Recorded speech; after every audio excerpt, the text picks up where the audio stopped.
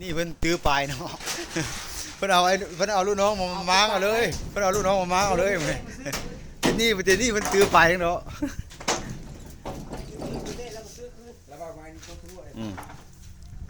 มือแรงมือถือได้จังซื้อเนาะโอ้สิเหลือก็10ปลายก็คือเข้าก็บ่มามันก็น่าน้อยใจแต่แม่ตาย3-4 ปีบ่มาโบะเละเว้ยมันแม่เขานะตายคืนเดียวหุ้งคืนมาโบะเละลูกเลยน่ะ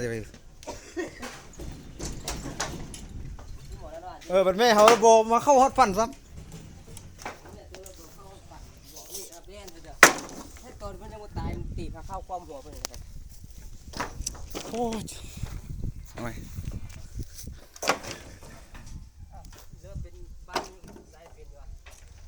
ก็บอกไปแล้วบอกกระปะไปแต่ก็หลักโฮมันก็บ่อนกระลงกระเล่งก็มีนี่คือเอาซ่อมโฮซ่อมหาแต่ก็จะใส่ตาจะเป็นฟืนนั่นก็เนี่ยสุดังบ่ดังไว้สี่เหลี่ยมมัน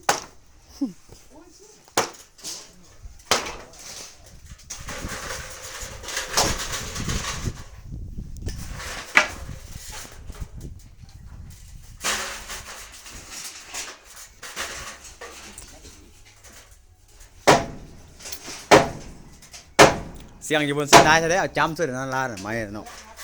เด็บไปเจ้าไม้ตัวนี้จะเป็นนะไม้มีแต่ยังคักเลยนั่นน่ะโอ้เขาไม้หมูเป็นคู่มันจะเฮ้ยสับไม้ดีไม้หมุนไม้มังว่าหักใส่ก็รักไว้น่ะแต่เวลาไปตู้ก็ยังจะเป็นมูลเป็นมังอยู่ท่านดีบ่นะเพราะว่าไปบึ้งก็เห็นบ่นะ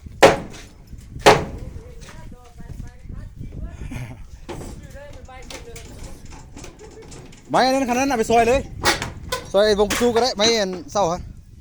หันว่าเจ้าหันมีตัวนี้มันอีใจเนี่ยโอ้น้ำบ่ได้เพื่อนเนาะโน้หักเอานะ